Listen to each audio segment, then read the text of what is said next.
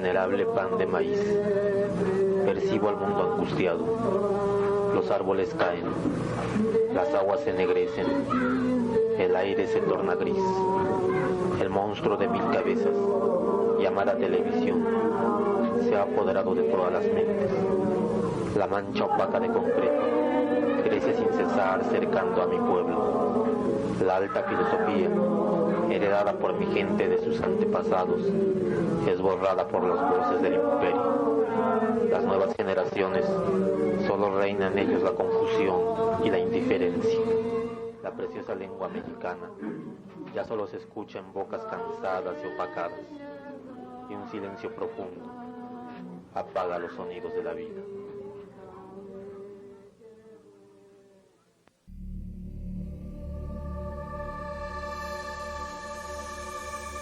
Venerable pan de maíz. Venerable pan de maíz.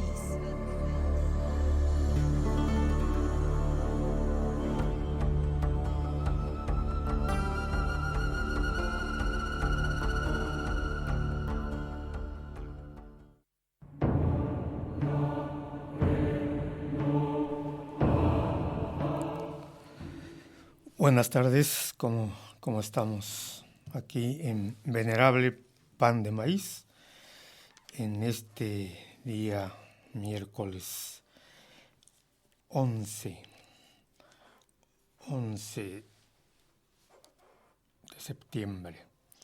Y bueno, pues tantas cosas que pasan, que han pasado, y que van a pasar, ¿no? O sea, tantos hechos. Pero voy a retroceder un poco en el tiempo hace ya, pues muchos años. Allá por 1973, el 5 de febrero justamente de ese año, cumplía ya 17 años de andar sobre este planeta. Su servidor, Raúl Chiquito. Estaba yo el 5 de febrero de ese año, del 73. Había terminado la secundaria y me había inscrito en la preparatoria en ese año. Ese año, para mí, fundamental en muchos aspectos. Había todo un entorno diferente a lo que hoy vemos, ¿no? Sobre todo, por ejemplo, pues a nivel internacional, en Estados Unidos estaba de presidente uno de tantos presidentes, yo les digo mafiosos de ahí del norte, Ricardo Nixon, un ser malévolo. De hecho, hasta lo corrieron de ahí de la Casa Blanca cuando lo descubrieron espiando a los opositores. En México, pues el presidente era Luis Echeverría Álvarez. Estaba a mitad de su periodo presidencial. En Puebla, el gobernador era Gonzalo Bautista O'Farrill, un gobernador pues de la élite también. No sabía quién era presidente en San Andrés Cholula, pero aquí en Tlaxcalancingo el presidente se llamaba Nazario Itzcoatl Coyotl. Tenía como regidores a Sabino Shinash, Crescencio Cuaya, Isidro Saldaña, Nicolás Teutle. Y en ese tiempo se nombraban categorías o comisiones para cada uno de ellos. Por ejemplo, a Sabino Shinash le dieron la Comisión de Hacienda, a Crescencio Cuaya la Comisión de Gobernación, Comunicaciones y Obras Públicas, a Isidro Saldaña la Comisión de Fomento y Agricultura, y Nicolás Teutli la Comisión de Higiene, Educación y Justicia. Así se nombraban ribombantemente los flamantes regidores de esta junta auxiliar y otros personajes. Había un personaje central que no se separó mucho tiempo de su cargo, que era el secretario. No era de aquí, se llamaba Benito Ponce Flores, y pues él estuvo mucho tiempo como secretario del ayuntamiento de Tlaxcalancingo. Nazario Flores subió al poder después de que lo dejó Asunción Chiquito, y después de él seguirían otros personajes. Pero pues en este año, les digo, yo terminé la secundaria y me inscribí a la preparatoria, una preparatoria de la universidad, la Preparatoria Popular Emiliano Zapata. Y vaya que sí fue fundamental en mi forma de ver, porque ahí cambió totalmente mi perspectiva que tenía de la realidad y del mundo.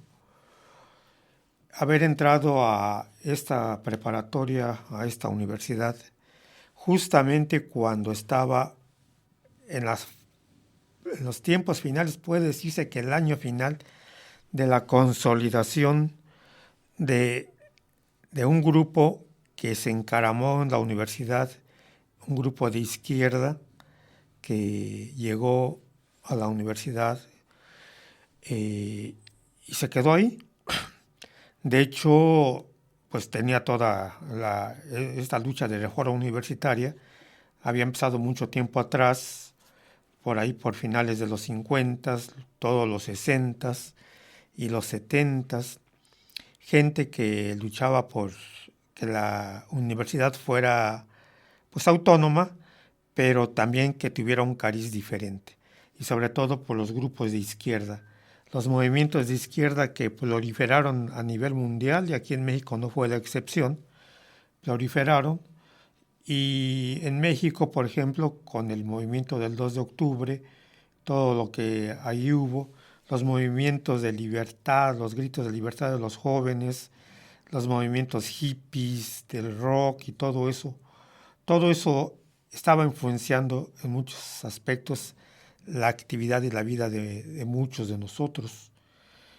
Y estábamos ahí, de cierta manera, influenciados por esas corrientes. Yo recuerdo que en la secundaria pues todavía te obligaban a usar tu uniforme.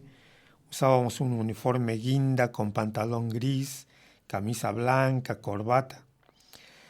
Pero ya en la preparatoria pues ya no, ya podías vestirte como tú quieras. Y la moda en esos tiempos pues era imitar la época hippie que estaba en boga en el país y que era herencia de lo que sucedió en los 60s en Estados Unidos. Y la vestimenta, sobre todo los pantalones de campana, o sea, acampanados que uno se ponía. Si no eran de campana, entonces uno le abría le descosía y le cosía a uno una tela para que se volvieran así acampanados. Usaba uno el cabello largo, huaraches, chalecos, en fin, todos los jóvenes influenciados por esta moda que estaba impuesta.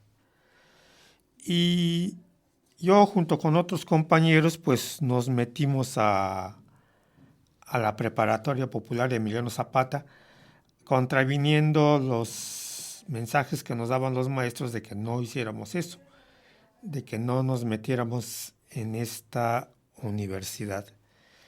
Pero pues lo hicimos.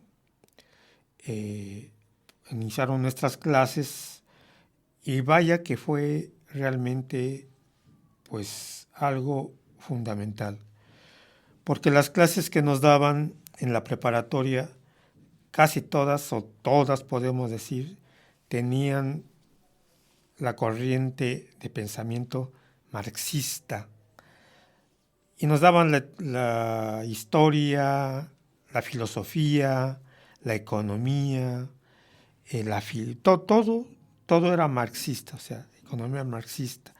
Nos hacían leer los libros de Marx, el Manifiesto Comunista, los libros de materialismo ideológico, en fin, todo lo que fuera eso, las corrientes marxistas de la historia que existían con los maestros, lo estudiábamos, lo entendí, lo veíamos que era una forma diferente de ver la realidad, de ver la historia. Era una forma que desconocíamos, bueno, sobre todo porque en la secundaria pues nos dieron, como dicen, otros datos, pero ya en la preparatoria pues todo cambió. Y junto con esta teoría, con estas clases, había práctica. Es lo que más nos sorprendió, que la actividad que tenía la preparatoria y la universidad no nada más era de dar clases, sino que era de una actividad práctica, una actividad política fuerte, a donde nos invitaban a nosotros a intervenir porque había una confrontación con los grupos que no estaban de acuerdo con el cariz que estaba tomando la universidad y entonces pues estaban en contra, entre ellos pues el gobierno del estado, estaban en contra y entonces pues había una lucha tenaz por quién se quedaba al mando de esta universidad, a cargo de ella. Y estaba muy fuerte esta contienda. Y nosotros nos fueron convenciendo, a la par que nos daban clases, nos iban diciendo el porqué y los motivos y todo. Y los veíamos a los maestros pues realmente diciendo la verdad. Los veíamos sinceros, los veíamos que sí lo que predicaban lo hacían práctico, que ayudaban a la gente, que ayudaban a los obreros, a los campesinos, en fin. Entonces todo eso nos fue convenciendo porque no fue sencillo ir entrando en este territorio diferente en el que estábamos pisando nosotros. Recuerdo por ejemplo, al maestro Sergio Flores, su esposa Silvia Ramírez también, una maestra que nos dio clases de historia, Lilia Alarcón, bien que recuerdo ella, otra maestra que nos dio filosofía y Rosa María Avilés, que la vi mucho tiempo, recuerdo su rostro, recuerdo que se hacía una coleta así de cabellos rizados, así muy, muy grande, se le esponjaba mucho, es lo que recuerdo de ella, y usaba unos lentes, siempre tenía unos lentes esta maestra, y era muy estricta, pero también pues sabía mucho de lo que nos decía. También la maestra Judith García, ella era esposa de Joel Arriaga Navarro, aquel maestro que mataron. Ese lo mataron cuando yo todavía no estaba en la preparatoria, fue en el semestre anterior cuando yo entré. El maestro Luis Ortega, que nos daba economía, que en los mítines era de los que se paraba allí en el Carolino, en los balcones, y recuerdo mucho las arengas que hacía, era un orador muy bueno, este señor Luis Ortega. Jaime Ornelas, otro personaje, otro maestro que recuerdo que andaba allí en la preparatoria. Nunca fue mi maestro, pero sí lo recuerdo mucho también en los mítines, estando ellos.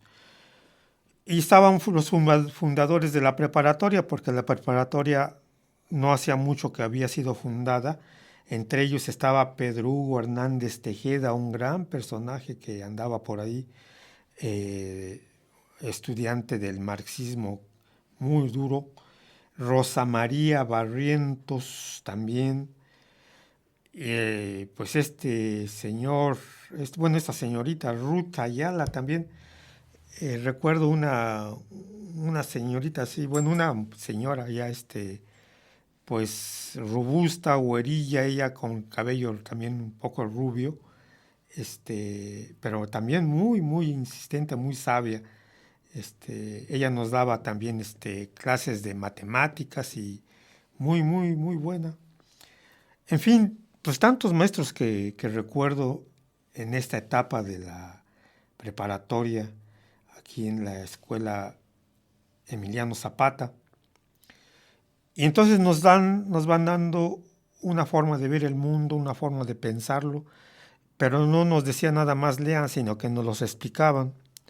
Y nosotros les preguntábamos y ellos nos respondían, y con buenos argumentos, y nos hacían ver una realidad que desconocíamos hasta entonces, la realidad que te hacía ver el marxismo desde tiempo atrás y que en esos tiempos estaba ahí en la Universidad Autónoma de Puebla con nosotros, con estos maestros ahí dándonos todas estas enseñanzas. Realmente muy, pues, muy fuerte para nosotros. Estábamos con muchas dudas para esto. Pero vamos a un pequeño lapso de mensajes y regresamos aquí a Venerable Pan de Maíz.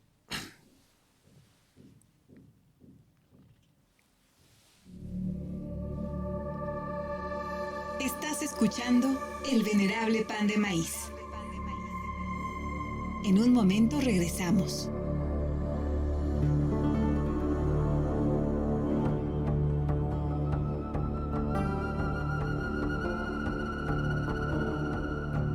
Salud comunitaria con unidad y responsabilidad.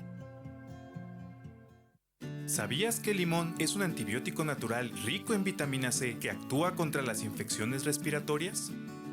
Lo puedes tomar con té o bebida endulzada con miel. También puedes servir un limón entero junto con la cáscara. Salud comunitaria para todas y todos. Choloyan Radio en la red. En Facebook, búscanos como Choloyan Radio. En Twitter nos encuentras como @FMCholoyan. Y en Instagram estamos como Choloyan-107.1. Tierra Mestiza, reavivando la identidad nacional. Sábados de 12 a 2 de la tarde. Desde Tlaxcalancingo, lugar del venerable Pan de Maíz. A través de Choloyan Radio, 107.1 FM.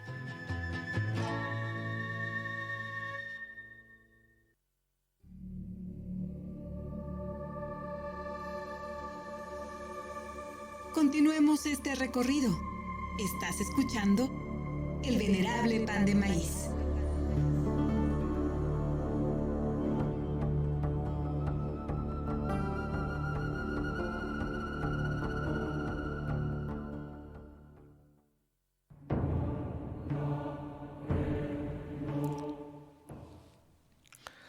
Bueno, pues, como les voy diciendo, tenía 17 años y a los 17 años, pues, estás abierto a todo. Incluso, pues, a ser manipulado, engañado, en fin, todo lo que se presta en este tiempo. Recuerdo mucho las manifestaciones que hacíamos caminando por las calles, los mítines, cómo el Carolino constantemente estaba rodeado por el ejército, no por la policía, por el ejército, con tanquetas, allí los tanques ahí estacionados, con ametralladoras, como si fuéramos realmente muy peligrosos nosotros. Sí estaba muy, muy fea porque sí había maestros que desaparecían, que se perdían. A mí me invitaron primero a formar parte del comité de lucha y dentro de los comités de lucha de la preparatoria se formó un frente al que yo me uní, un frente activista Che Guevara, que así le llamamos, y nos invitaban a ser muy activos y también nos invitaron a inscribirnos a las clases de karate allí mismo en el Carolino a cargo de un maestro japonés muy conocido en esos tiempos, el maestro Koichi Shoda. En fin, tú te metías a lo que te llamaba la atención y si te convencía, pues te quedabas, y no, pues te ibas. Y a mí sí me iba convenciendo todo, o sea, me iba adentrando mucho en todos estos aspectos del pensamiento que nos estaban dando. En las manifestaciones íbamos al frente, íbamos adelante los del comité de lucha, y recuerdo bien cómo una vez en una manifestación nos iban persiguiendo incluso los granaderos, y una abuelita que se paró ahí en medio de la calle, una vendedora de pepitas, y decía, no les tengan miedo, háganles frente. Una abuelita así, pues ¿qué va a saber? O no sabíamos qué sabía, porque pues, estaba ahí cerca del Carolino, ahí por la 4. Realmente muchas cosas pasamos. Me acuerdo que una vez nos fuimos a Tlaxcala, porque mataron a unos maestros de la Normal de Tlaxcala, y fuimos a recoger los cadáveres, y entonces tomamos tantos camiones, creo que 40 camiones tomamos, y muchas escuelas de la universidad, la Escuela de Economía, de Historia, la Preparatoria Emiliano Zapata, y fuimos a recoger los cadáveres ahí a Tlaxcala. Y como allí en la plaza, como nos rodearon también granaderos y el ejército y francotiradores arriba de los edificios. Realmente una tensión que en ese momento sí nos puso pues sobre aviso, sobre todo incluso las compañeras, muchas de ellas se pusieron muy nerviosas y hasta lloraban por la situación que estábamos viviendo, pero pues así era la situación. Y así estábamos en estas, veía mucho ahí, llegaban a la preparatoria, mucha gente que estuvo en el movimiento del 68, llegaban y daban conferencias, daban pláticas, nos invitaban allí en el Salón Barroco, en el Paraninfo. Recuerdo a Elí de Gortari, a José Emilio Pacheco también estaba ahí, y llegaba a Carlos Monsiváis, todavía eran jóvenes, los recuerdo así, porque nos daban incluso las listas de quienes iban a estar. También llegó Carlos Fuentes en una ocasión, junto con Elena Poniatowska, una pues, joven todavía, muchacha joven, que llegó ahí a la preparatoria. Veíamos mucho, andaba mucho por ahí paseándose siempre un señor flaco, barbón, siempre con la cabeza para abajo. Era José Revueltas, después nos dijeron que era José Revueltas el que estaba ahí en la preparatoria. Porque en México pues era difícil el ambiente que se vivía para todos ellos, y entonces pues una de sus formas de continuar activos era estar en la UAP allí, y sobre todo en la preparatoria, en el Carolino. Estábamos en esas cuando llega el 1 de mayo de ese año del 73, y nos invitan a acudir ese día, porque iban a llegar grupos de campesinos por allí de la Mixteca al Carolino, iba a haber un festival cultural, y nos invitaron también a repartir volantes allí a los trabajadores en el desfile del 1 de mayo, que lo hacían allí en la 25 Oriente Poniente, o a la gente que estaba ahí en el Zócalo, que acudía mucha gente. Entonces yo recuerdo que junto con unos compañeros fuimos al Zócalo a repartir volantes, también llevábamos el bote de las colectas de las cooperaciones, y allí andábamos. La gente sí te cooperaba, sí recibía los volantes, algunos no, algunos te hacían el feo, ¿no? Pero la mayoría sí. Y ya nos íbamos a ir a la 25, ya íbamos a irnos para allá donde estaban los obreros, cuando llegan unos unos compañeros de la preparatoria, dicen: hay orden de que se concentren porque parece que las cosas están difíciles. Y decimos: ¿pero cómo? Dice: ¿qué no oigan eso? Y empezamos a oír como cohetes que estaban tronando. Dijimos: pues ha de ser se oían por la catedral. se oye que son cohetes. No, dice, no son cohetes, dice, son balazos, dice. Están balaceando al Carolino y entonces se deben de concentrar. Y ahí vamos corriendo, ahí bajando toda desde la 3, por toda la 3 poniente, estábamos por cerca de la 3 sur, hasta por toda la 3 poniente, pasamos junto a Catedral corriendo, bajamos corriendo, y miramos para arriba y todo, y vimos gente corriendo, gente que estaban sacando, que llegaba policías, y lo sacaban de ahí del Zócalo, y nosotros pues corriendo hacia el Carolino, y llegamos y nos metimos ahí adentro. Adentro estaban ofreciendo películas, en el Salón Barroco había películas, había gente de campesinos que habían llegado, y se oían muy poco los disparos, los truenos que había. No sabíamos bien a bien qué se estaba viviendo.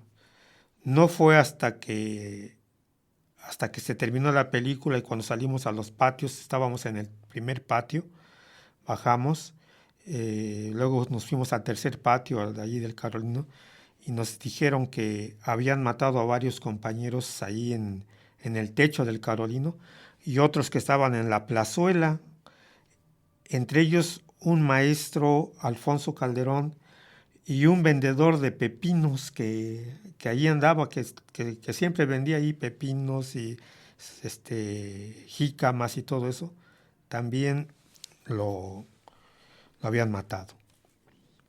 Y entonces entendimos lo que estaba sucediendo, la realidad y la gravedad de la situación de ese día, del 1 de mayo de 1973.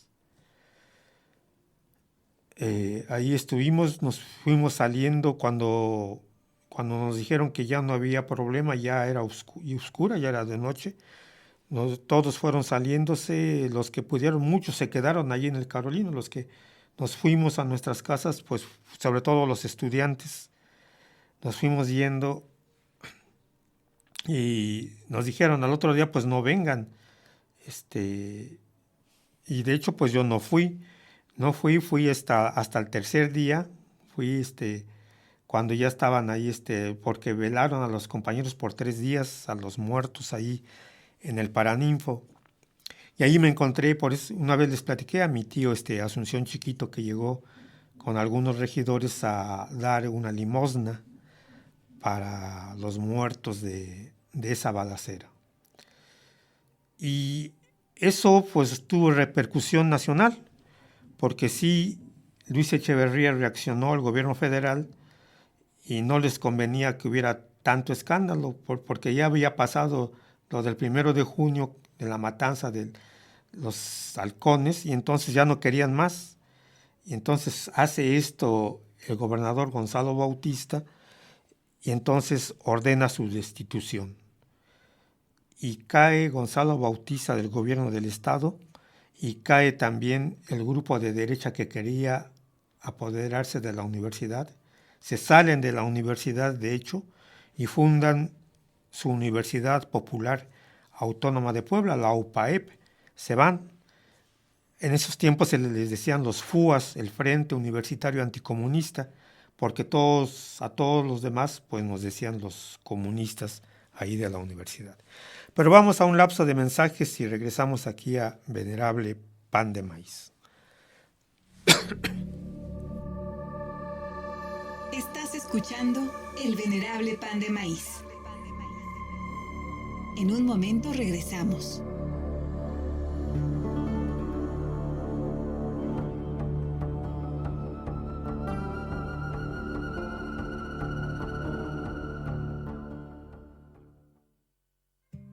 Salud comunitaria con unidad y responsabilidad.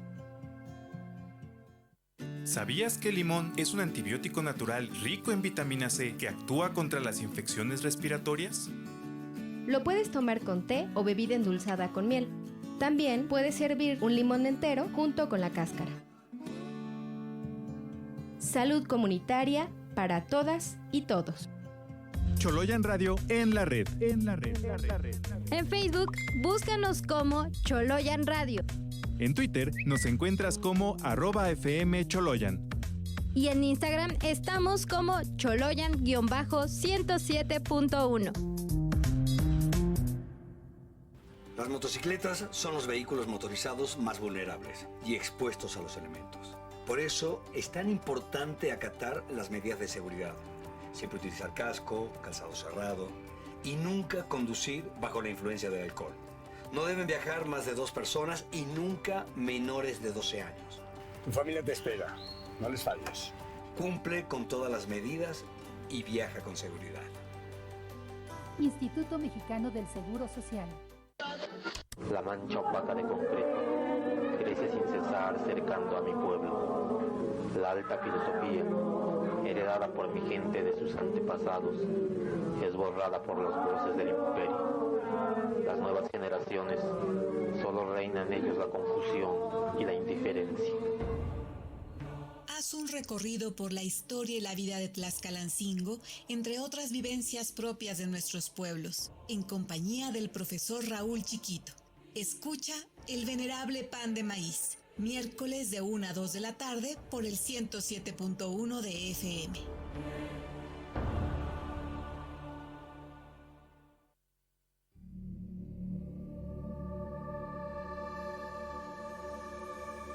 Continuemos este recorrido. Estás escuchando El Venerable Pan de Maíz.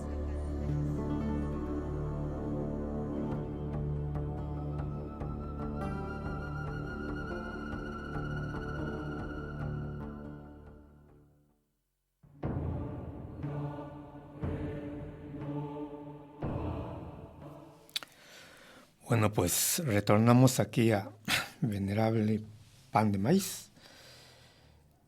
Y bueno, en esos tiempos, en el 73, a los 17 años, pues tienes otras ideas del mundo, ¿no?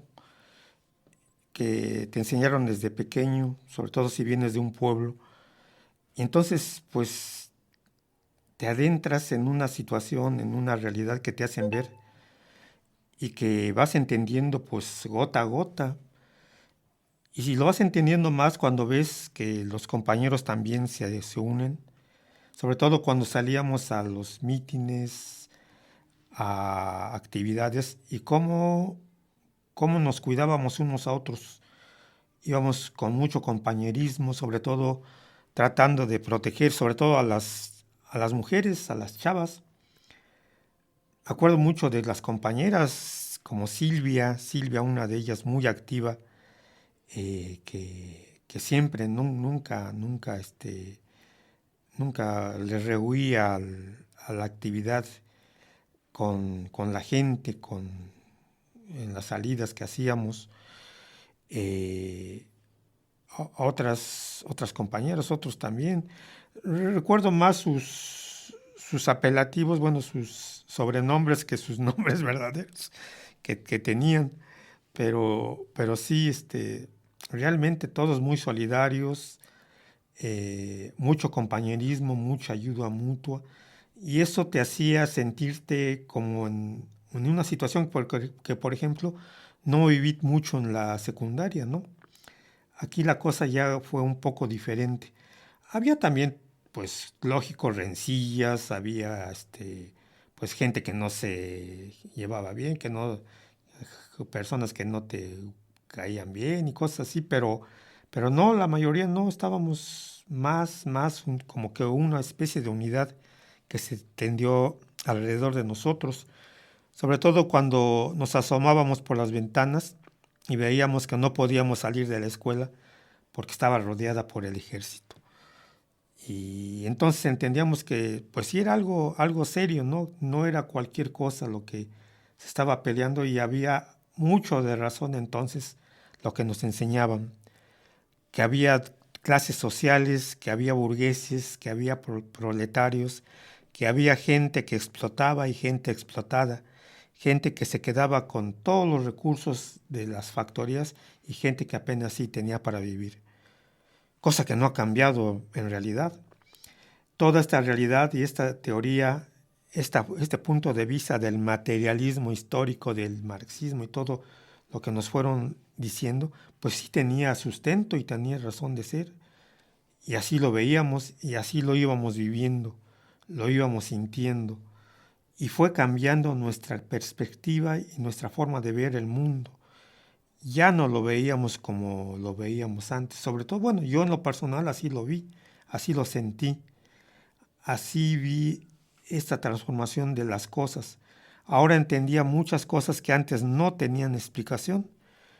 Y sí, porque veía que la gente trabajaba, entraba desde muy temprano, a las 7 de la mañana, hasta todo el día, pues sobre todo en las haciendas, había fábricas así, y trabajas todo el día y no te alcanza para vivir, más que para medio comer, medio dormir, y no más. Y entonces veía, pues sí había razón.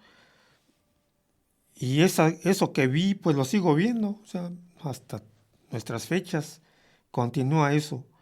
Y nos hablaban del saqueo que había. Cuando leímos Las venas abiertas de América Latina, nos hicieron ver el saqueo que producen las transnacionales.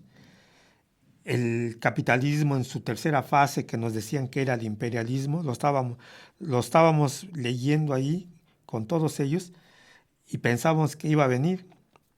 Pero nos hablaban también de cambio, se hablaba mucho de Cuba, de lo que estaba sucediendo, de la Unión Soviética, de los países socialistas.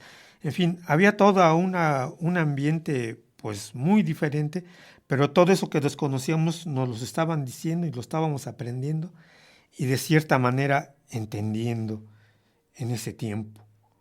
Y así terminamos el primer semestre, entramos al segundo semestre, me volví a inscribir en la preparatoria, todos mis compañeros volvieron a regresar ahí y continuamos estudiando. Estábamos en esa,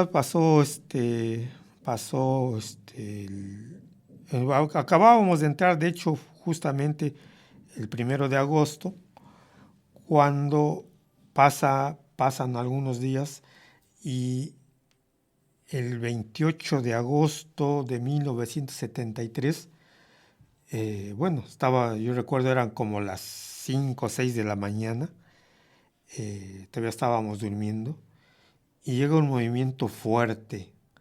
Mi mamá se había levantado a hacerle los tacos a mi papá, estaba en la cocina, y entran corriendo a despertarnos porque estaba temblando muy fuerte. Fue un temblor muy fuerte de arriba de 7.5 grados, ahí en la zona de Orizaba, Ciudad Cerdán, Veracruz, toda esa parte. Y bueno, en Puebla se sintió también muy, muy fuerte. O sea, de hecho, varios edificios se fracturaron y el edificio Carolino también quedó maltrecho. O sea, quedó pues prácticamente, nos prohibieron entrar a las clases al Carolino. Cuando llegué a la escuela, pues no nos dejaban entrar, porque se había cuarteado el techo, sobre todo del tercer piso, en fin, había muchos daños. Y entonces nos quedamos ahí afuera del Carolino, enfrente, en la llamada Plaza de la Democracia. Ahí nos quedamos y ya nos dijeron, pues váyanse a sus casas porque no hay clases, pues les vamos a mandar a avisar por medio de las noticias y todo cuando se reinician las clases porque pues el temblor fue muy fuerte. Lo que sí creo que nos van a pedir ayuda, vamos a hacer comités de ayuda, campaña de ayuda para los pueblos porque dice que ha habido mucho desastre por ahí, por la zona de Ciudad Cerdán. Entonces yo me vine a la casa, pero volví a regresar al tercer día. Me hablaron unos compañeros y me dijeron que si podíamos hacer brigadas para ir a ayudar a esos pueblos. Les dije que sí, fuimos un día, pero llegamos y realmente, pues, ¿qué podíamos hacer? Las casas caídas, muchas casas de adobe, mucho muerto, murió mucha gente en muchos pueblos de ahí, de esos lugares. Nosotros lo único que podíamos hacer es llegar con la ayuda que llevábamos, agua, alguna ropa que nos mandaron y todo, pero realmente no podíamos hacer nada. Entonces les dije, pues no, yo creo que pues es en vano, que llegue mejor gente especializada, que manden el ejército y todo. Muchos siguieron incluso yendo. Yo decidí mejor estar en la casa, regresarme a mi casa y esperar para cuando se iban a reanudar las clases de ese semestre, de ese año de 1973, era el segundo semestre de la preparatoria. En la casa me entendieron que no podía ir a clases, entonces me dijeron, bueno, si no vas a trabajar, pues, si no vas a ir a estudiar, pues ayuda aquí, porque pues estamos ya, en esos tiempos las milpas ya estaban grandes, pero había hierba, había que tumbar hierba de las milpas para que a la hora de la pizca no obstaculizara el paso de nosotros, de la gente que piscaba. Entonces, pues sí, había trabajo de ese tipo en los terrenos que teníamos, además de los otros trabajos que teníamos que hacer. Y a eso me dediqué. Y los trabajos propios de la casa que día con día también nos mandaban a hacer, que estábamos acostumbrados a hacer. Y pendientes de las noticias que llegaban en ese tiempo, en esas fechas que pues eran muy, muy esporádicas, pero ya se empezaba por ahí a escuchar una esquina radiofónica de un joven que daba noticias, que se llamaba Enrique Montero Ponce, que ya en las mañanas daba noticias y ya estaba hablando justamente de este temblor, y también hablaba pues de los problemas que tenía la universidad y las peleas, de cómo había caído Gonzalo Bautista y cómo había subido el otro gobernador, Blumenkron, me acuerdo, el gobernador que lo sustituye, y todas las situaciones que estaban pasando, y él los relataba y dejaba que mucha gente llegara a hablar en su noticiero en las mañanas, en la XEHR, que es lo que entendíamos nosotros en la mañana, porque no había más estaciones, estaban la XHR, la XSD, la XCPA, y otra que le llamábamos Radio Fiesta se llamaba, que estaban por ahí, y las de México, las que llegaban de México, que estaban la W, la XQ, la B grande, son las que se escuchaban. Y entonces nosotros escuchábamos las noticias que nos mandaba, y por ahí pues nos decía todo lo que estaba pasando. Y en la radio que encendíamos, y luego pues ya si nos íbamos al campo pues ya no oíamos nada, ¿no? Aunque teníamos un radio, nos los peleábamos, un radio de transistores.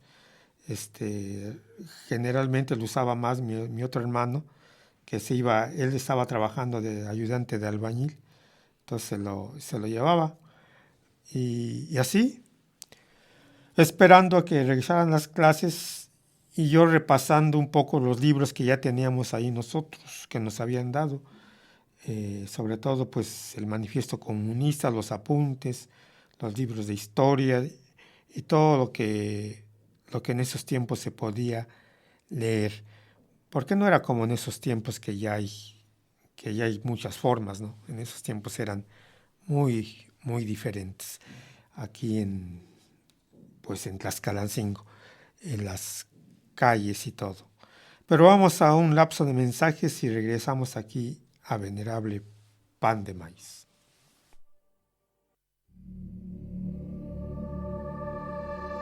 Estás escuchando El Venerable Pan de Maíz. En un momento regresamos.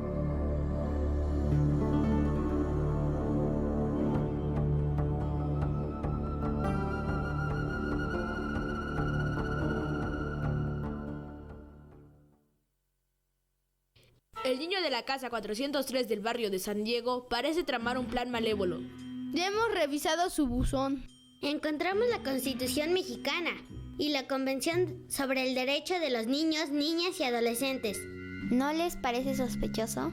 Sí, compañeros. Hay que ir a visitarlo para decirle que deje eso. Es mejor que no sepa protegerse. No queremos a más niños activistas. Pareja, ya nos descubrió.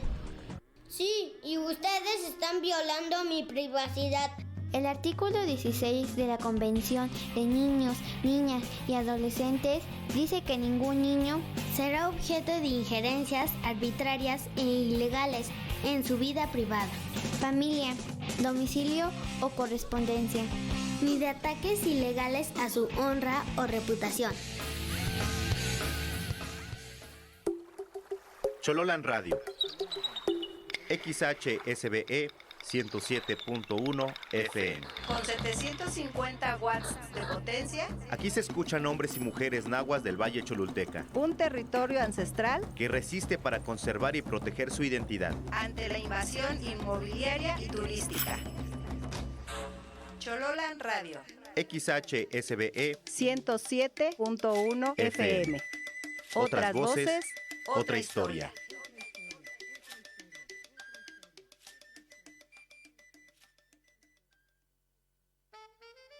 ¿Ya estás listo para escuchar el programa más sensacional de la radio? ¡Sí! Solo aquí, en su programa ¿Qué tienes para cocinar?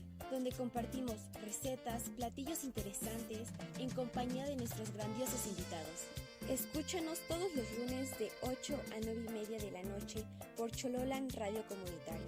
Voces de Tierras Milenarias, en compañía de nuestro amigo Juan Armando Art Okinawa. ¿Y tú? ¿Qué tienes para cocinar?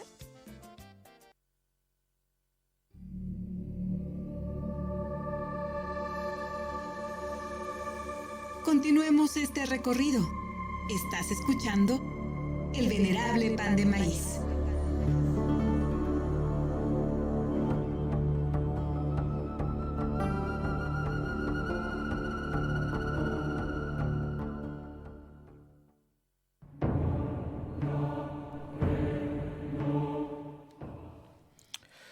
Pues regresamos aquí a Venerable Pan de Maíz. Y bueno, pues en eso estábamos, me acuerdo, un martes, en una fecha como hoy, 11 de septiembre. Mi abuelo fue a la casa y le dijo a mi mamá que si lo podía acompañar, pues a tumbar hierba a un terreno, ahí que le llamábamos chapa a ese terreno, a tumbar hierba. Y pues sí, de más que mi mamá, yo le dije, no, sí voy. En ese día se le olvidó a mi hermano el radiecito que teníamos y lo agarré yo y me lo llevé ahí al terreno. Le hicieron tacos de rajas, me acuerdo, rajas con huevo que llevamos agua en un esas jícaras que tenemos ahora, que incluso ahora en la feria de Cholula todavía los vi que vendían así cerradas, en uno de ellos, y nos fuimos con palas para tumbar la hierba en ese terreno. La milpa estaba muy grande, muy alta, había llovido, había mucha humedad, y ahí estuvimos en la mañana trabajando. A mediodía comimos ahí él y yo, y luego volvimos a entrar a los surcos. Yo escuchando música, escuchando las noticias, escuchando lo que me gustaba, sobre todo me gustaba mucho el rock and roll de esos tiempos, de los Teen Tops y cosas así que pasaban. También la música ranchera me gustaba mucho. Cuco Sánchez, Miguel a veces rugía, como le dicen, Miguel a veces mejía, en fin, todos ellos que estaban. Y en la XSD me gustaba también, pasaban el programa de Calimán, puse las aventuras de Calimán, después La Tremenda Corte, y después Cuando estaba pasando la tremenda corte, interrumpieron la comunicación para dar una noticia. Decían que en Chile habían matado al presidente de Chile, Salvador Allende, que lo habían asesinado, que grupos del ejército habían tomado la Casa de la Moneda y habían matado al presidente y el ejército se había apoderado, que era un golpe de Estado, que las noticias iban llegando muy de poco a poco, pero que ya se sabía esa noticia. Y yo me quedé así, oyéndolo. Mi abuelo también lo escuchó, dice, ¿qué es eso? ¿Qué dicen? Dice, pues que mataron al presidente de Chile. Dice, ese presidente, pues el presidente Luis Echeverría fue allá a Chile apenas, y como que ahora ya lo mataron. Porque sí, el presidente Echeverría había ido allá a Chile. Y dice, pues sí, a ese mataron, a ese presidente.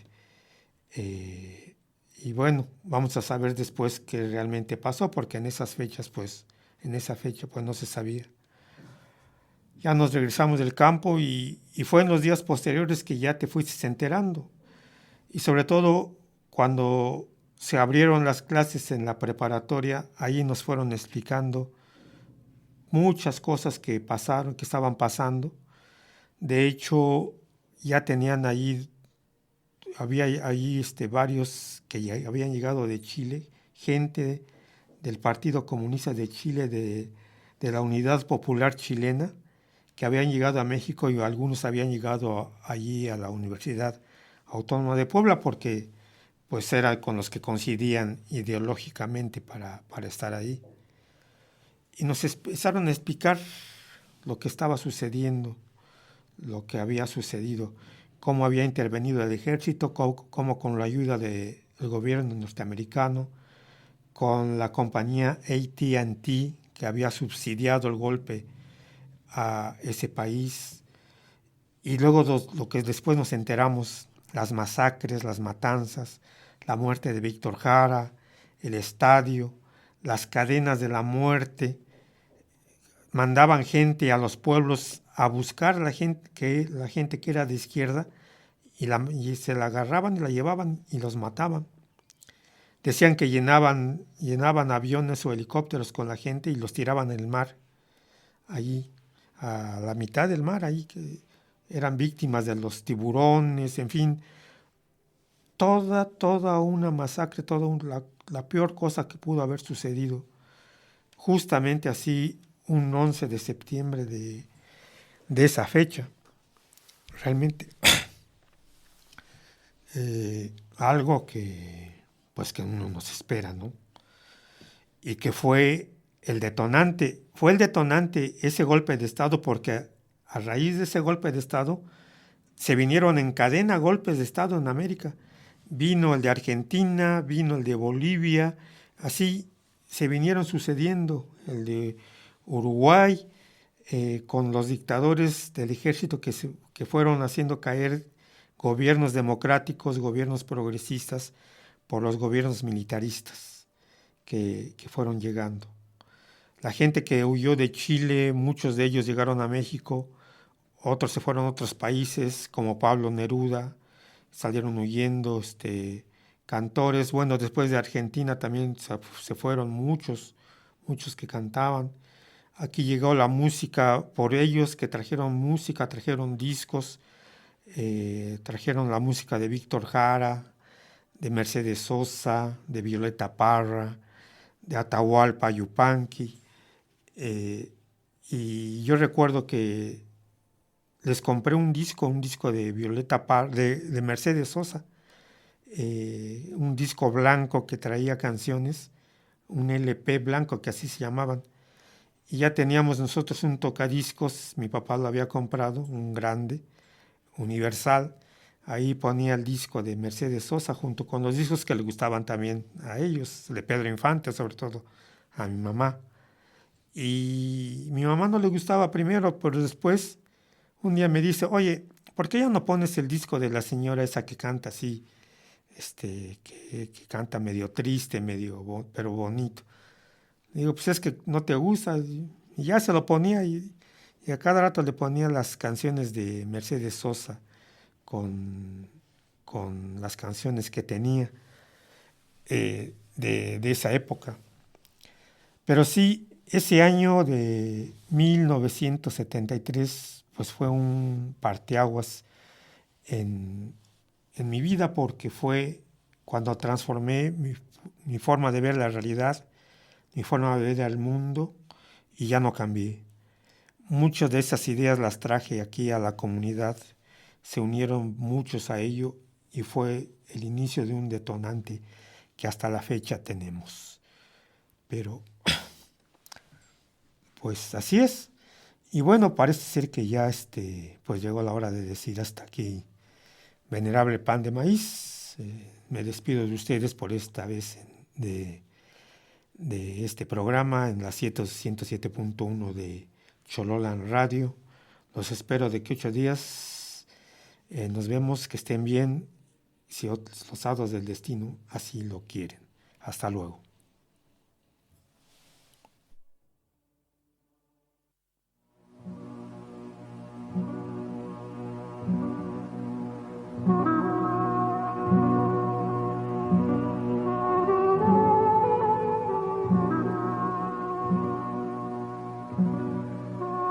Son las 3 de la madrugada.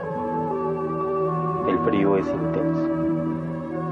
La temperatura ha descendido a -5 grados. La mayoría están dormidos. La fogata crepita tenuemente. En medio de la oscuridad se dibujan los entornos de los pinos, coronados por la noche estrellada. Abajo, un mar de oro resplandece, y el viento helado se desliza suavemente, acariciando la piel de la gran señora Matalfuey, la montaña de las faldas azules.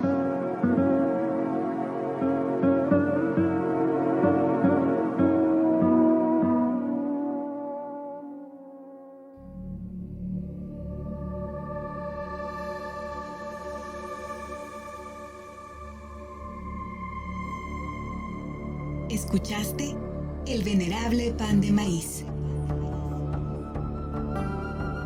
Nos encontramos la próxima semana.